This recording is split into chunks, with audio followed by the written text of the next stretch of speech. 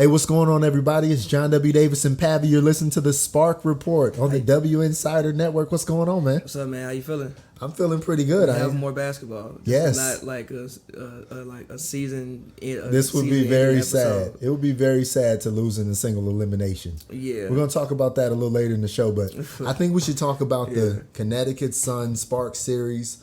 The Sparks got a charter flight. I did get a charter flight. That's pretty good. I think it's. I mean, I just think that's big for just the league in general and just like as a whole. Hopefully it even in the press conference, like I said, hopefully it's something that like continues and not just happens like one time. It's something that is consistent. But that's big for the league in general, just to be able to have and just be treated like not second class athletes. You know, like that's huge. And you know what else happened? Or you know what else happened on that charter flight? What's up? That can't really happen on a commercial flight? What's up? Team bonding. Yeah, true. I saw some video from inside the flight, and Chelsea was sitting across from Candace, and Penny Toller was sitting right next to him, and it looked like they was playing cards. You know, that's the type of stuff that teams do that we know the NBA teams do, but you can't do that sitting on commercial when you're trying to figure out who's going to get the exit row. Yeah, you can't do that. You always kicking the rookies. No, you know you can't sit there, Kalani. Yeah. Or you know you're not sitting there, Marina. Go on to the back. Yeah. Yeah, you can't do that when you're worried about trying to get an exit row. Especially on a long flight like that, you know, you going from, LA to Connecticut, minimum got to be 5 hours. And you know what? Unless you fly LA to New York and bus to Connecticut, you're not getting a direct commercial. Yeah, you're not. No way. Yeah. They didn't even get I think the way they even landed was like an hour away, and they had to like bus to like actually around where they going to play at. Right, but even still, like that's better than it's huge. anything else, because they easily could have been a situation where, now I know that was an overnight, so what they originally planned was going to be an overnight that left LAX probably a little before 10, so that would probably be a situation where it would go direct to, I don't know, New York or somewhere Boston. around there. Maybe Boston. Somewhere close enough to bus from, but you're still busing at like 5, 6 in the morning to get there. And then it's like, well, what do you do? Oh, even if you connect flight. I mean, maybe you fly to like New York or fly to Boston and connect, and you probably could connect and take a shorter flight to Connecticut or something. From there, that. You can just drive. There's no point of connecting. From New York and from Boston, I think New York City is about 90 minutes away, and then Boston is like 2:15, 2:30. So there's no point. There's really no point in just not busing. You're going to need a bus. That's fair. So just bus from there. But to not have to do that, that's big for them. So the fact that they're able to just straight up sleep and then practice Monday, okay? Straight up sleep, shoot around Tuesday, and then game. And then game. That makes this very even because the WNBA travel, I always talk about it, it's an advantage for the home team. The fact that you have to carry your own luggage and you're doing the commercial flights and all of that, and then you're getting in and then you're tired. I mean, traveling for me is tiring. I don't know about you. No? Not really. Not really? Not really. Okay. Well, last time I checked, you're not 6'4". Yeah, for me sitting in like a plane seat, I'm like a little guy, so it's not like God. Even me too. I'm not too much taller than you. It's fine for me. It's fine for me, but you know, I'm not a 6'4" athlete who just played a game. Yeah, you got bones and aches and stuff like that. Let's say you sprain your ankle, now I got to sit. And I can't put my leg up because the flight might be full. Now I got to sit in this spot with my knee hurting for however long to get halfway across the country. So now I definitely think it levels things out a little bit. If I had to pick a winner of the first game, I would assume it would be Connecticut. I would assume just for the fact of you're at home, it's your first playoff game. I think you come out, you 2 weeks off. But also that's another issue. You don't like 2 weeks off. You don't like the time off. I don't like the time off. I feel. See, I would assume Connecticut, but if the Sparks came out and like shocked them, I wouldn't be floored. If I'm the Sparks, so you won the season series 2-1, you won both your home games. If I'm the Sparks, realistically, obviously you want to win every game you play, but realistically, you want to split because you know that at home you have a 15-game winning streak, and that you're pretty much unbeatable at home right now. But now you throw in a wrinkle of the first home game on Sunday, is at Cal State Long Beach at the Pyramid. Yeah. Where do the Sparks play? At Staples Center in Where downtown Los Angeles. In downtown Los Angeles. Where do the Sparks practice? Not there. They don't practice in Long Beach. I mean, they have not done anything in Long Beach this season, to my knowledge. Honestly, I think as much as you think the charter flight evens it out for them, I think playing in Long Beach evens it back out for the Sun. Yeah. So honestly, if you're the Sparks, you want to come in here and get both of these games. Both of them. You don't want to come in and Well, if you get both of these games, then it's not going back to Connecticut. I don't think you want us to go back to Connecticut. No, but because I don't think that one of your home games is actually a home court advantage. I'm going to have a preview article come out, and in that I'm going to say prediction Sparks in 4. Now, in my mind, I see split on the road, get the 2 at home. I think, or 2 in LA, 1 in Long Beach, 1 in downtown LA. I think that. But if you do it your way, sure. I think that in order for the Sparks to get themselves the best chance of winning the series, it has to be in 4. Because when I look at it, like you said, the charter flight, you think that evens levels the playing fit out for Thursday. You know what? It's travel is easier. Both of them should be chartering back then. Make them share the same plane. And if you charter back and then you place the game basically in a neutral site, it's at that point a neutral site. It's close. It's a neutral site, but you have the coastal advantage. You have the coastal advantage. You have the time zone advantage. You have the advantage that you get to stay at home. They have to stay at the hotel. Yes, but same time you get to stay at home. You get to be with your family or your fiance or whoever, your children. They get to, I don't know, look at YouTube all night instead of sleeping. I mean, yeah, but even if you think if we playing in downtown Long Beach and they got a hotel right around the corner from the arena, they're not gonna do that because then the next game is at Staples. They're not gonna switch you're right, whatever hotel the Sun normally stay at. That's where they're gonna stay. They're not gonna switch anything up. So if they want a hotel hop, that's on them. But I can't imagine they're going to say, well, oh yeah, let's stay in the LBC until Sunday and then. Everybody, we're gonna pack up and move downtown to the Ritz. I just think that I don't think so. I just think that kind of levels the flight. This is it does level it. It does level it. That makes it a very interesting. Just the way the charter levels, this third game being in Long Beach does add a leveling effect. I think this makes it a very very interesting series. Well, I think the other thing, all of these games are nationally televised, so you'll have those longer TV timeouts. So if that means the last game against the Storm, Chelsea Gray only played 32 minutes. But if that means it's a 36, 37, 38 Chelsea Gray night, she's going to have time for what she calls her active recovery. But see, with her playing those 32 minutes, I was just looking you couldn't do this all year? Or no, you couldn't. You couldn't. You know why?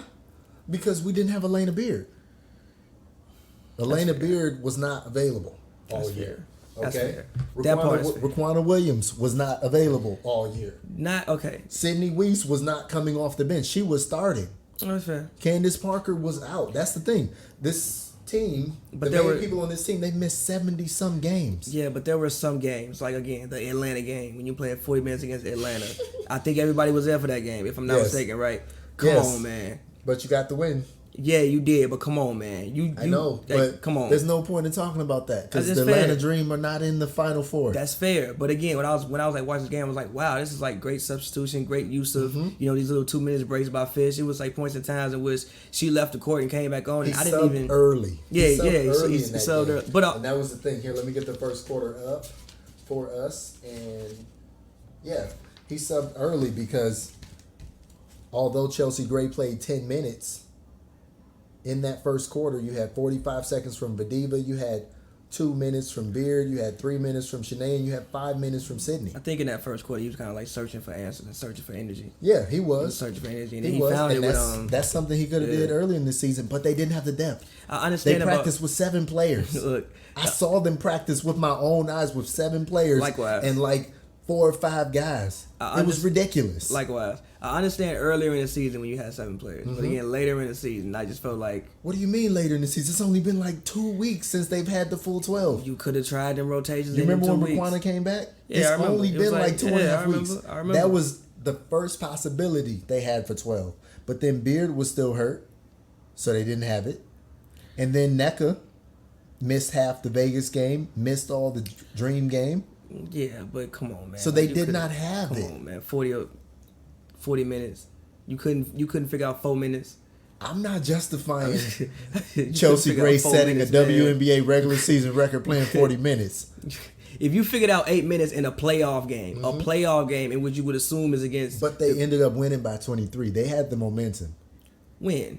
In the fourth quarter, yes. Yeah, but it took until the fourth quarter to get it. When they got the momentum, it was like they snapped it. It was like Thanos. No. Like half their team disappeared. Yeah, no, it was like I said, the Storm. The whole time I'm watching, I'm like, yo, if the Storm want to win, they basically have to keep this to a 2-possession game with 2 minutes left in the fourth. If it's outside of that, Yeah. when it comes to the fourth quarter, then because they don't have they don't have the. I think I kind of summed it up. I said the first team is 75 wins, and I think the Sparks had like 69 at that point, or 71, something like that. They were like 4 points away, and the Storm really needed to make a run. I think it might have been like 7 minutes left in the game, but they didn't have an answer. I think the point that they were tired.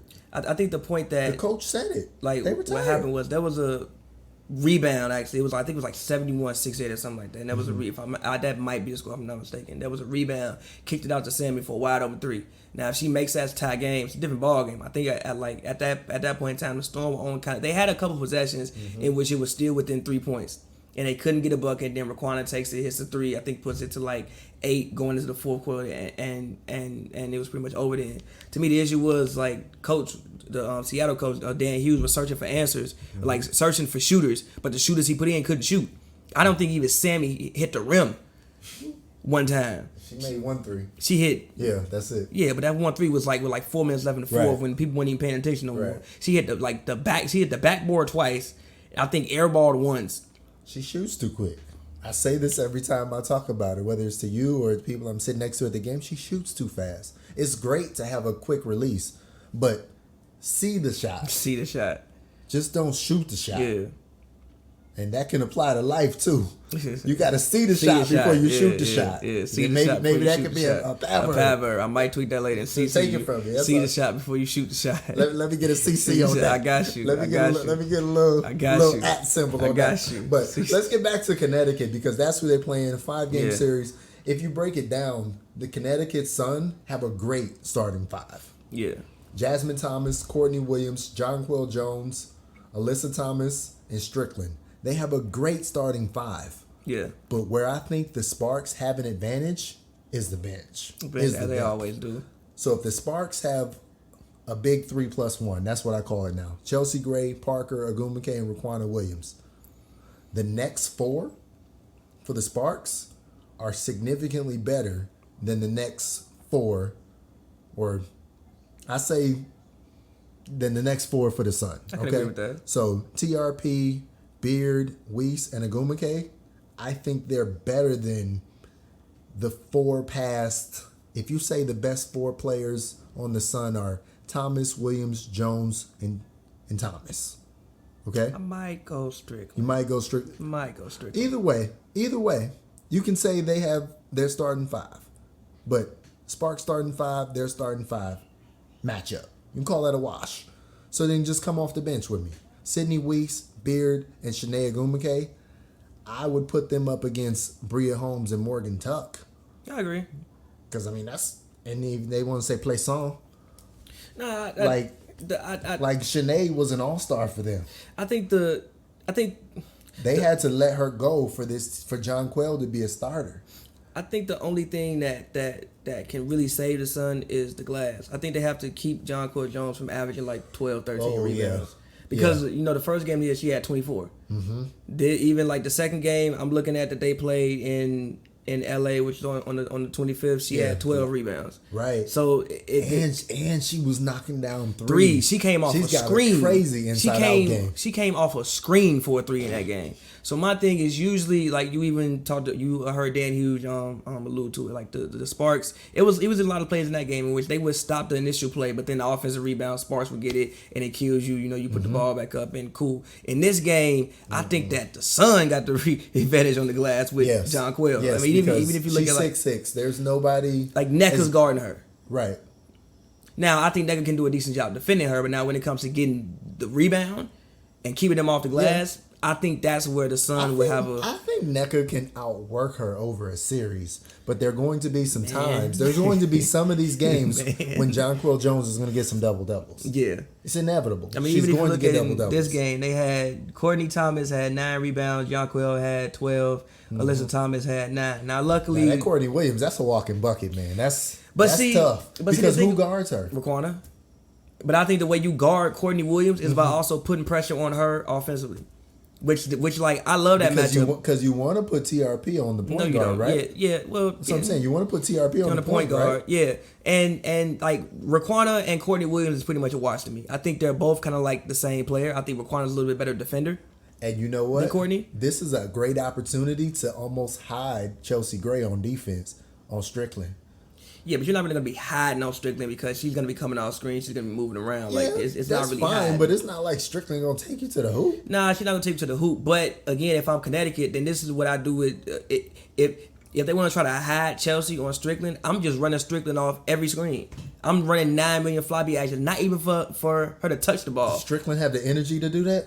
Yeah, just run it. But again, on defense, I could probably hide her on TRP.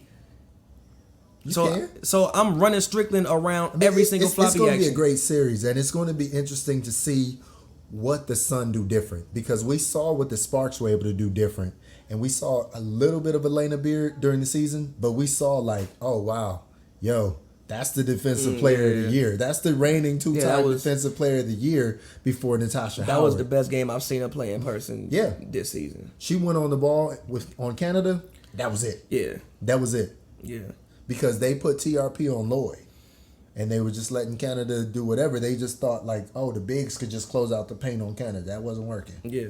They needed the pressure and the bigs. They needed a two-tiered defense, and that's what they were able to do. And that's something they'll be able to do against the Sun too. They'll be able to do a two-tiered defense against Thomas or Williams because they'll have the paint, they'll have the long arms, and Dan Hughes.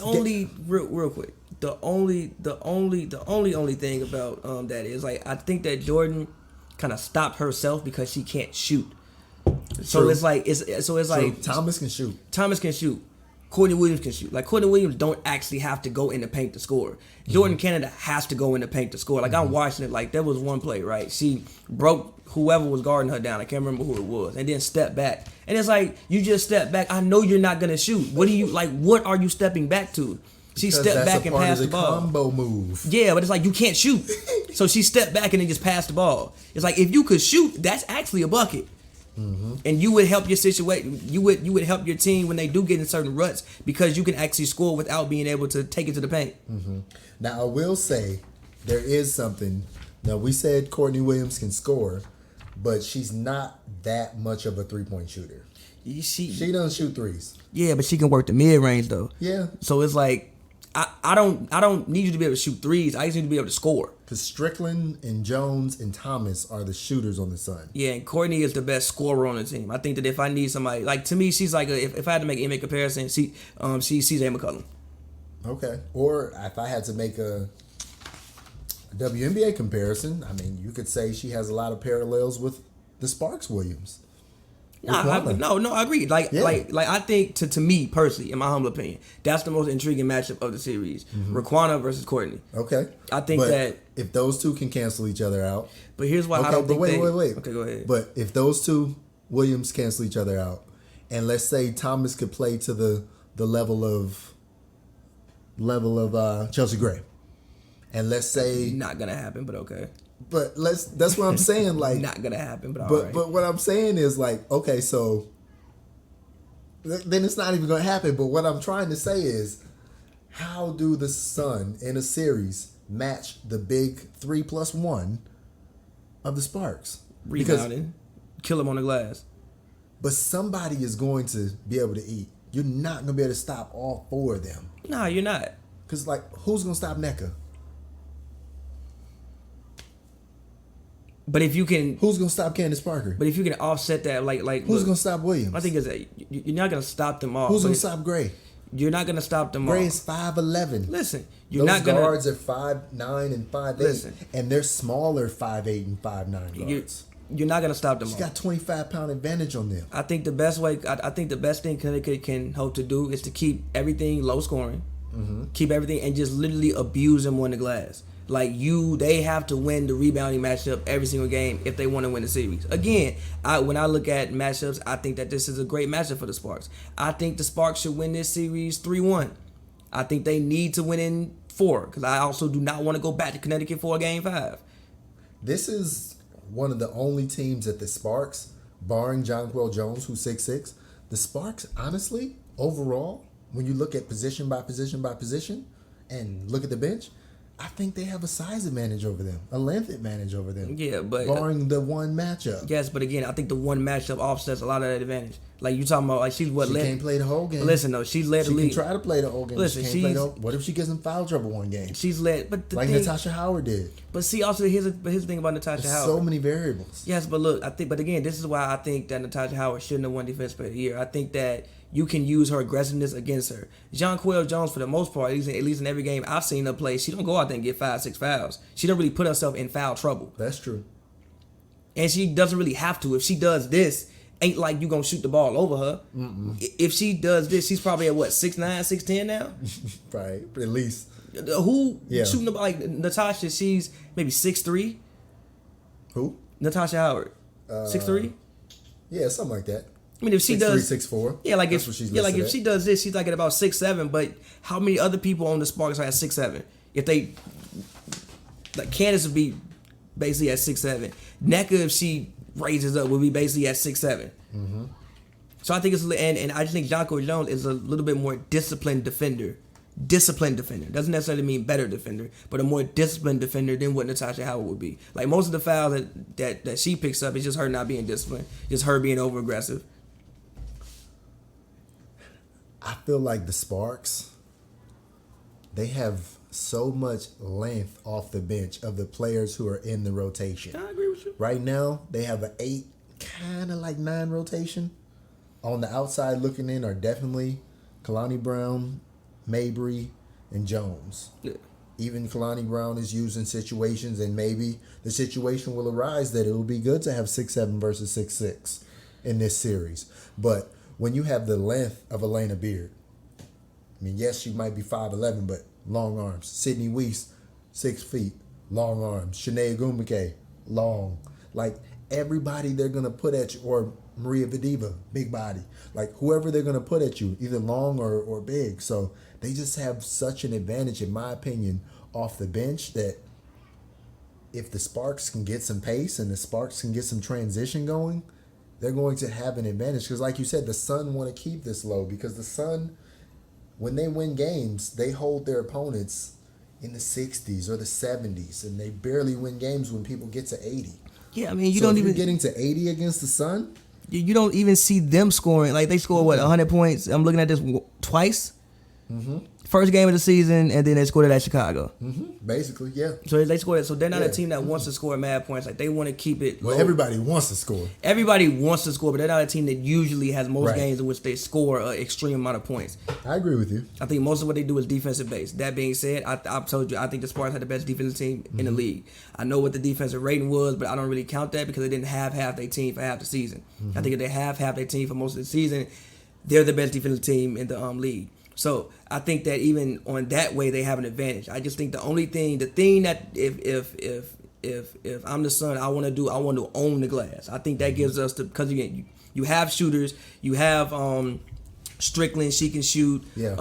Courtney Williams can score. Jasmine Thomas can score. So if we can rebound. Thomas is an underrated player too. So if we can rebound, and the easiest way to get 3-point shots or open looks is off offensive rebounds. If we can own the glass, I think that gives us a chance. So that's what I want to do. That being said, I think the Sparks. Thomas is a rebounder. Listen, Thomas is a rebounder. That being said, I think the Sparks should walk into Connecticut with the mindset of we want to win both of these games. We want to win both. Reason being is because Game 3 back in LA isn't really Game 3 back in LA. Right. Can you imagine, and I don't expect this, but can you imagine the Sparks winning the semifinals without playing at Staples? I could. Really? I don't think it's that far-fetched. That'd be crazy to me. I just don't think it's that. I think that, again, I think the Sparks have the most individual talent in the league. the most individual talent in the league. Even Washington, I think Healthiest they have more. team too. Healthiest team too. Yeah, because they haven't All even. 12. Yeah. All 12. Now, granted, they only had all 12 for 4 or 5 games now, but I got even all think 12. that on paper they have more individual talent than Washington. Individual talent. Yeah, when you get down to the bottom, When you start like player to player, and obviously Deladon. yeah, but it's a totally different scheme. It's so Offensive rating, exactly. league history, but 26 wins. but I That's think- a totally different team. Yeah, but I think their scheme maximizes like their players. But I It think if does. you go like player to player, if you put them players in a one-on-one, I think that the Sparks players would probably beat most of the Mystics players. Well, I'm glad we don't have to find out right now. Let the Aces do Yes. what they do. Yes. Shout out to the Aces. Enjoy that. So again, I think the Sparks had the most. When I look at just player to player, individual talent in the league. Not again. Now you got to make it all work. You got to make it all mesh. You got to play within the system. It's not a 1-on-1 game. It's 5-on-5. So I think that you very well could see them sweep them. I wouldn't like go to Vegas and bet it to happen, but if it happened, I wouldn't be like floored. I think they just have a better basketball team. I think the main thing Connecticut has to do is John Quill got to go out here and average 13 boards. She very well could. Yeah, she could. She very well could. Single elimination format. Your thoughts? Because when I first thought about it, I'm like, man, that would suck if you the 3 or 4 team and you lose, but they didn't. So Nah, I'm fine with it. I love it. Like it was.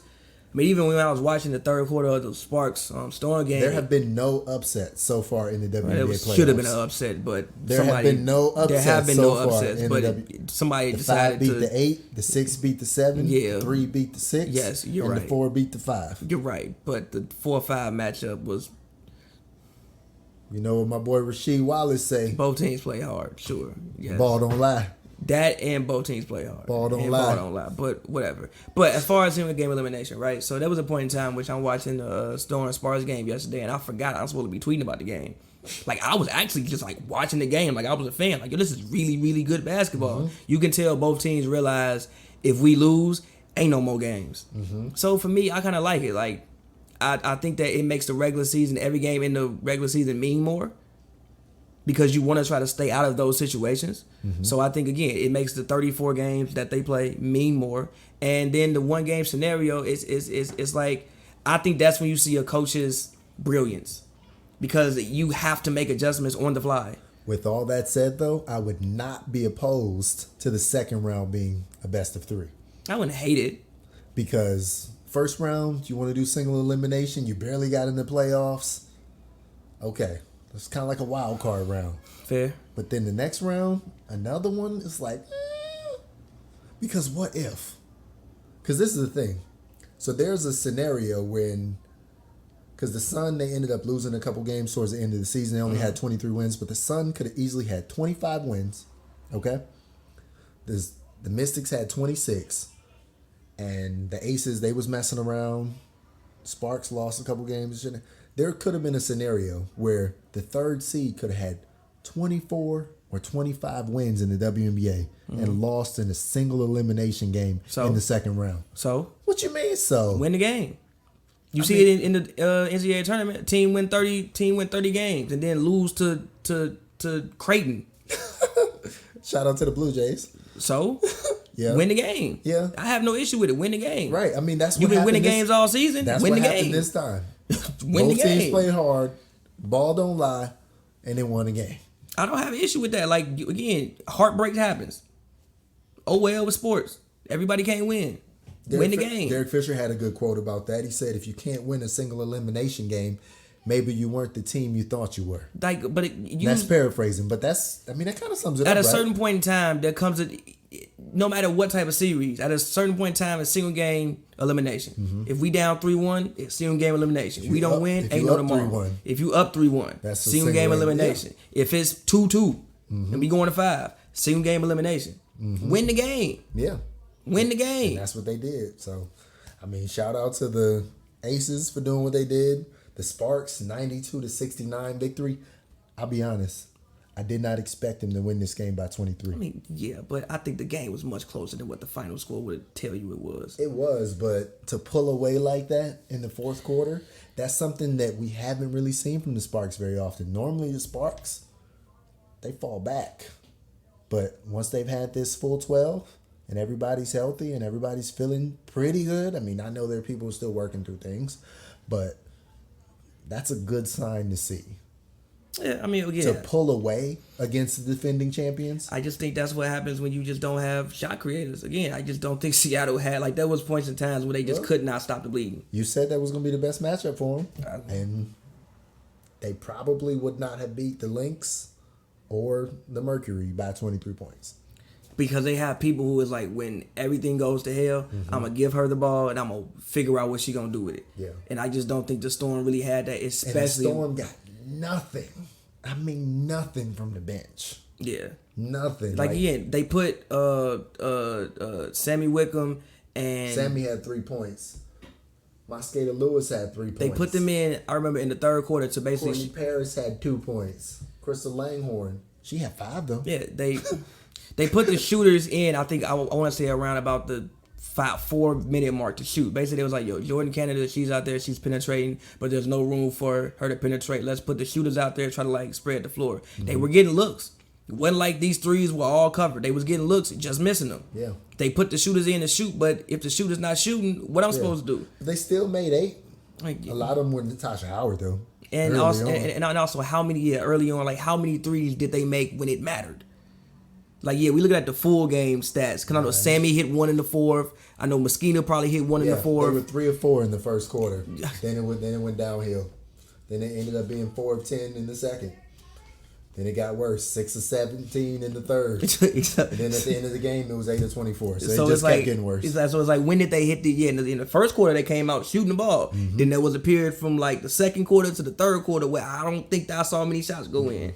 Then in the fourth quarter, when your game get away from you a little bit, now you hitting some threes because it don't even matter no more. The pressure not on no more. Mm-hmm. So I don't care about that stat. They didn't shoot well when it mattered. Okay. But if you had to give a prediction for Connecticut Sparks, what would your prediction be? Who do you think the X factors will be? Who do you think the MVP of the series will be? Sparks in 4. Sparks get one of these first 2 games. I can't say which one, but one of these 2 games. Win both games in LA County. Long Beach is still in LA County. So Long Beach in downtown LA. And I feel like the X factor in this, I feel like it's going to be energy. So I'm going to say Shanae. I was going to say Shanae too. I think that she'll be energized for when she's playing against her old team. Yeah. And Shanae's a good offensive rebounder. Mm-hmm. And again, when I talk about Jonquel, like somebody fundamentally sound. Yeah. She keeps things simple. Yeah. I saw her warming up, shooting some corner threes, and she normally doesn't do that I saw too that. I was much. like, why are you shooting those? She just did a couple. So I'm not going to hold her to it too much. She just did a couple. Yeah. But everything else she worked on is game things, and she's going to have opportunities because if there's ever a time when she's in the game, that means Jonquel Jones will have played a lot of minutes before she's in it versus her. Or if Jones is out, she's eating against anybody else. Exactly. She's eating. Exactly. So, she's eating against her. If for some reason it's the other Jones, she's eating against her. Like, there's only one person who could like literally shut her down. I'm sure they had some nice battles in practice last year, and that showed them that they had something with Jones. And not even that. Like, I just think they should be motivated. I think that. When it comes to sports and basketball and just in life in general, you just can't discount motivation. Because you can't say Elena Beard's the X factor anymore because they tipped their card. They showed their hand with her. They showed their hand and said, if this is not working, you're penetrating. And if we can't put TRP on you, we're putting Beard on you. Also, again, I don't. But when it comes to Elena, I don't think this series will be won or lost on the perimeter. I think it's won or lost on the boards. Okay. Like with the Storm, I thought that game would be won or lost on the perimeter. Mm-hmm. If you could shut Seattle down on the perimeter, I thought you had a good chance to. You know who else probably will have a nice double-figure game, and it'll be in limited minutes? Maria Vadiva. She gets some minutes, she's going to eat against them too. The issue with... If she gets some minutes, if she gets like 12 minutes in the game, she might have 10 points. Yes, but how many is she going to give up? Because that's why she was getting pulled so much. 4-6. But see, that's why she was getting pulled so much because like Mercedes Russell, every time she saw Maria, she was like, "Oh yeah, I'm going to the cup now." Okay. And I think that's probably the only thing that's holding. Yeah, with those little runners, those little floaters. Every time she saw it, like even in the post, she would get it. Floaters. She would get it, see who was behind her. I was like, okay, hook shot. Okay. So it's like, yeah, she might score 10 points, but it's like when it comes to how many she gonna give up. I'll go back to Shanae, and then if I had to say a starter, I'd say Candace Parker because they're going to, if they do what the Storm told me to do, if they want to follow the plan of Natasha Howard and Jordan Canada, they want to keep the ball out of Chelsea Gray's hands.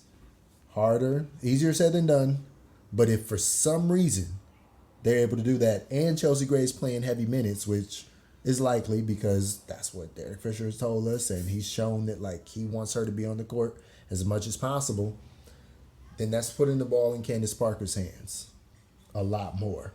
And I mean, she has, like you said, she has triple-double ability every time she steps on the court.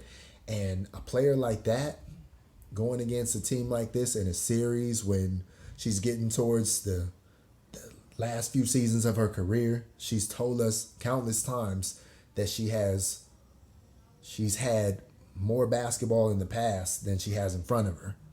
Okay? Mm-hmm. Like, this is the time for Candace Parker to really do whatever she can to try to get that second championship. Because this is what legacies are made on. They grade you on championships. Should they? That's a whole nother topic, and I'm sure y'all have discussed that on Hoops and Brews a million times. I'm of the opposite view. Right. So you shouldn't necessarily just say, oh, because you won 11 championships, you're the greatest player ever. Nobody says Bill Russell's the greatest player ever because he won 11 championships. It's true. Okay? Nobody says Robert Horry's the greatest player ever because he won how many? He got 5, 6? How many does Robert Horry have? Maybe like 6. I don't know. A bunch. A lot. Nobody says Derek. Nobody says 7. I think 7. Nobody says Derek Fisher is the second greatest guard in the history of the Lakers because he got the same amount of championships as Kobe Bryant. Yeah. Okay? Nobody says all of that. So to grade Candace Parker just on championships is unfair, but to only have one in that type of illustrious career, when you could say that this is a person that could literally be on the Mount Rushmore of basketball, talent-wise, she got to do what she's got to do to get this second one. So that's fair. There's going to be a lot of weight that she's going to put on her own shoulders. That's fair. But even thing with keeping the ball out of Chelsea Gray hands, it's like the only way to do that is really to double her. But it's like, is it really worth doubling? It's like, is it really worth it to double? Like, why is it like? I think you double when you think that the team doesn't have other capable offensive players. Right. For instance, right? If you go back to the finals, right? When you don't have KD there and you don't have Clay there, you double Steph because who else can go dribble and shoot? Yeah. If you double Chelsea, you just giving up open shots to Raquana. Maybe Courtney Williams or Jasmine Thomas. Maybe they want to turn into a dog. Maybe they want to get up under and try to frustrate her. But like that pressing stuff doesn't work. Like it works. It takes time off the clock. Not for her. She's bigger than both of them. One move and I'm right by you.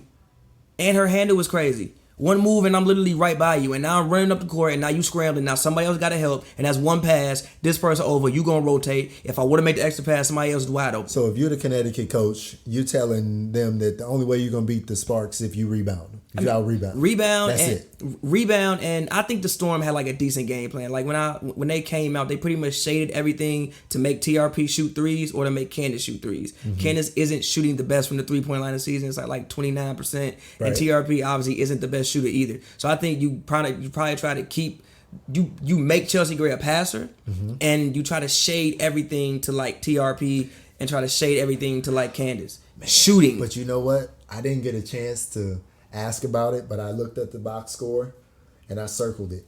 Only 8 turnovers against the Storm. Yeah, too. And you know what we didn't see? All them crazy passes. We didn't see them crazy passes. We didn't see hardly any of them. But also, so they were locked in. And if they do that for a whole series, also they didn't really get too much in transition. Also, even be able to make those passes like that as well. They make them in the half court. They do make them in the half court. So they will try them in the half court. They will try them in the half court. So the fact that they were disciplined enough to not go for those, that spells trouble for an opposing team. Yeah, I agree. Because they still had 22 assists. I agree. They still had the amount of assists you need to have. They still had 76 offensive shots. That's why doubling. They still had a lot of possessions. That's why doubling is not I understood what they were saying, but I'm like, no, you can't double on a team like this. Like you can maybe. They didn't say double. They said take the ball out of her hands, but Yeah, they didn't say double. How you gonna get it out of her hands? Annoy her. I mean, Jordan, the people that TRP is guarding when she's doing the full court, they pass. They're tired of that. I mean, they have to pass to like have somebody else initiate the offense. But she's usually bigger than everybody she's pressing. Mm-hmm. If she was pressing Chelsea Gray, I promise you that wouldn't happen. Her and Chelsea Gray about the same size. I mean, do you try Alyssa Thomas? 6'2", 185? Does she have the foot speed? The thing about pressing is you also need the foot speed. Not pressing, but maybe when you switch with her, you don't fight it. You just try to get some size on her. I don't know. So I don't want to be the son trying to figure out how to guard Chelsea Gray. So you gonna put Alyssa Thomas on the perimeter with Chelsea Gray? When you switch. So let me get this straight. You gonna take the 4 and put him on the guard against one of the best isolation players in the league. Maybe that sounded better in my head. Like that. There's nothing, but that's what I'm saying. I'm trying to come up like with that. ideas. Like no, that's not. I'm trying to come up. I'm trying to help them out. Like that would work. Help against, me help you. I'm trying to help them. Like that would work against Jordan Canada. Like sure, because Canada can't shoot. Yeah. Like she wants to get to the rim. She's gonna do everything in her to get to the rim. Out. That's not going. Again, I think the best thing you can do is just play straight up, play physical, be physical, and I mean when that ball go up, get to the glass. Okay. So rebound. Okay. Rebound, and you do have a shooter. You know what I mean? Look, Strickland won the 3-point contest, if I'm not mistaken. Yes. Do everything you possibly can to get her open. Like you said, if they're gonna hide Chelsea Gray on her, then I think that you send Strickland around every screen possible. Even if she don't get the ball. Send her around every screen possible. Because you wouldn't want to put TRP on her. I mean, you could if you just want to play straight up and you want to take away the 3, you could. Now, that might be something. Right. If you take away the 3 like that, but normally they like to put her on a primary scorer. Yeah. Normally you want to put her on the guard, especially when you have Raquana Williams out there, because you don't want Raquana guarding Strickland. Yeah, it's too. Yeah. That's not going to work. Yeah. Strickland's 6'2". Yeah, I know. That's not going to work. Yeah, so again. So Raquana has to guard Thomas or Williams when she's on the court. Williams and Raquana would be a very fun matchup. So Williams just cancel each other out. I see, but I think Raquana wins the matchup because I think Raquana is a better defender.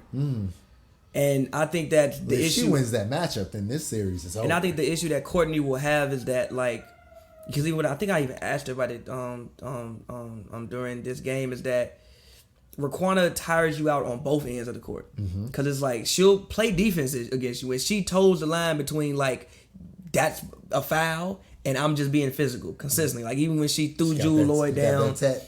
Yeah, like even when she threw Jewel, that was unnecessary. You didn't have to do that. I understand why you did it. It sent a message, but did you have to do that? No. No. But I bet Jewel Lloyd and Mama Lloyd, they're ready for this season to be over because she was getting abused by the Sparks. But Marina Mabry threw her down. Yeah. Raquana Williams threw her down. But who's gonna throw her down next? Yes, but again, so I think that Raquana will tire Courtney out because she'll play defense on her. And then on the other end, she has to come down to actually guard her. Then that's good for the Sparks. That's an advantage for the Sparks. Okay, yeah, agreed. That's an advantage for the Sparks. I think that, again, you put TRP on Thomas and you're slowing some of that down. I mean, that's good for them. You have Neko on Jonquel Jones. I think you let Candace guard Thomas, and then they switch every once in a while. Have Gray on Strickland. I think that Jonquel. I mean, if the Sun gonna have any chance, you can put Sydney Weiss in with that length. I think her length will disrupt them. Yeah, she's not necessarily as just straight up fast as them, but the fact that she can possibly be 3 to 4 inches taller, that's gonna make a difference. I think Jonquel Jones has to be the best player on the court for both teams if the Sun would have a chance, and Strickland has to be the 3rd or the 4th best player in all the games that they win. I agree with that because normally you would think the Suns' backcourt would lead them because they got the ball a lot, they take the shots, but No, you have to do something different. The series is not going to really be one on the, like I said, I don't think it's going to be one on the perimeter. Now, I do think that Strickland needs to hit threes. When she get the open shot, she got to knock them down. Definitely. But I don't think that the series, again, is going to be No one. hesitation. Yeah, like, let it fly. Nobody on the Sun should hesitate to shoot a three. Not even Jones. Oh, yeah, she probably got the best form on the team. Thomas should not hesitate. Jones should not hesitate. Strickland should not hesitate. Even Bria Holmes, when she comes in, do not hesitate. Shoot the ball. Shoot the ball. The Sparks, one thing the Sparks have done. Like my man Hans Gruber say from Die Hard, instead of shoot the glass, shoot the ball. Shoot the ball. Right. Yeah. You got to. You got to shoot the ball. But still, even with that being said, I still don't think that that's where you win this series. Okay. I think that you win this series on the glass. Okay. But they do need to shoot the ball. They need to make a concerted effort to get shots up. Who won the rebounding matchup the last time? 33 for the Sun. The Sun won it like hell. They had 33 and the Sparks had 26. And they still lost. They still lost. But they shot 8 of 22. They didn't... Actually, they got more shots up, too, than them as well. But they shot 48%. I think that was one of those third quarter defense games. Yeah, probably. It was one of those third quarter defense I can't games. 100% remember exactly what happened, but probably I was. did appreciate that the Sparks, through Elena Beard, were able to play that third quarter style defense in the second quarter. I appreciated that it moved up. It didn't wait till halftime to really decide like, oh, this is what we can do. At halftime against the Storm, it was a discussion of this is what we're doing good. This is what they may be able to expose us on, shore this up, and let's win this game. I think, but I also think what helped that defense out was the fact Natasha Howard picked up 2 fouls and not couldn't come back in until like halfway through the second quarter. Then she picked up her third before halftime, didn't she? That's what happened last time. But She still had 20 and 11. Yeah, but she had 12 in the first quarter. I know. And then you scored 8 the rest of the Canada game. had 6. Yeah, they had 18 in the first 23. And then you score 8 then Natasha scores 8 the rest of the game. And the same thing can happen with Jonquel Jones. I believe the same thing happened last time. Jonquel Jones had a couple early threes. They make some adjustments, and then those players go quiet. It's hard to sustain that for 4 quarters. No, I agree. Not even on the Sparks does a player sustain an effort like that for 4 quarters very often. If anybody sustains for 4 quarters, it's NECA. That's like the only one. Like everybody ebbs and flows in a game. 4 quarters, constant, like scoring, rebounding, passing, that's NECA. I also think Chelsea does too. She might like Not 4 quarters. Nah, look, Chelsea. Nah, she kind of comes in and out. Chelsea might miss some shots, but I still think like the effort and the energy is always there, even if she is missing I'm talking shots. about the impact. Nah, I think it's always there. Okay. Like because I think even if Chelsea is not scoring, she's still getting people involved. She's still getting assists. She's still handling the ball. She's still penetrating. She's still being a factor. Now, granted, she only played 4 minutes in the fourth quarter against the Storm, but you know how many points she had in the fourth quarter? I mean, 0. what else She did didn't she score. do? She had 2 assists. You don't like 2 assists? I'm cool with 2 assists. You don't have to score to be effective. That's true. That's true. All right, but I think that's good. We'll have to see what they can do on this first game on Tuesday. I'm with you though. I think Sparks in 4. Okay. If I had to put it, I think Sparks in 4, and I think the finals will be, as we've speculated for a while, Mystics and Sparks. Then there, I don't know. But Mystics and Sparks, I think, will be in the finals. It would sure be nice if it was the Sparks and the Aces. Oh, I'm going to all the games. I'm going to all of the games. West Coast. I get an excuse to go to Vegas twice. I'm going to all of the games. All of them. I was talking to somebody on Sunday, and they said, oh, wouldn't it be nice if, somehow it worked out? Because the Sparks would have home court. They would have home court. So let's say the Sparks get the first 2 in the series against the Aces. And then you win one of the next 2 in Vegas. Then you get to party tonight in Vegas after winning the WNBA championship. It would be fire. Wouldn't that be nice? And then you get to come to LA and continue. Right. Wouldn't that be nice? Yeah, it'd be that's a series I want to see. Mm-hmm. I want to see that. The reason being because I just want to go. I want an excuse to go to Vegas. I want a logical If you want excuse to go to Vegas. Vegas, we could just go to Vegas. I mean, yes, but I want like a logical excuse in my mind. It's Right. like, okay, like I actually have work and business to do, so it makes sense for me to go here instead of just like I'm just trying to go have fun for a couple right, days. right. No, I feel you. But yeah, I think that's good. And, you know, we'll see. I think that tomorrow will be a very, very interesting game. I think it'll be a very, very interesting, highly competitive series. And it should be fun. Should be fun. It should be very fun. Sparks coming off a 23-point victory. The Sun will be the ones that have that first couple minutes to work that rust off. Yeah. And again, I think if you win the first quarter, you got a really good chance. And I would say, even though the score was 23-22 Storm, for the way the Sparks start, that's a win for the first quarter. To only be down by 1 against the Storm, that's a win. Yeah. That's a win or a push. Yeah. So you can win the first quarter against the Sun. You only got 30 minutes left in the game. And I'm excited to see Fish in the series as well. I think him as I meant to ask him about that. I think that him as a competitor, Yeah. like you don't that doesn't lead because you're a coach now. Like you're still a competitor. So I'm very interested to see what he does in like a It'll series. literally be his second playoff game as a coach ever. Ever. Exactly. It'll Ever. be his first series as a coach ever in the playoffs ever. And that's when you really learn about how good a coach is in a series. And Sometimes he's been holding some stuff back. He has. He didn't even have to tip his cards against the Storm other than saying like, Elena, I need you to go in and guard the point guard. Yeah. That was it. So we'll see. We'll see. All right, y'all. But this has been the Spark Report. John W. Davis, Pavy. We'll be back with y'all soon, and we'll see what the Sparks do in Connecticut in game 1 and 2. And 2. All right, y'all. Peace. All right.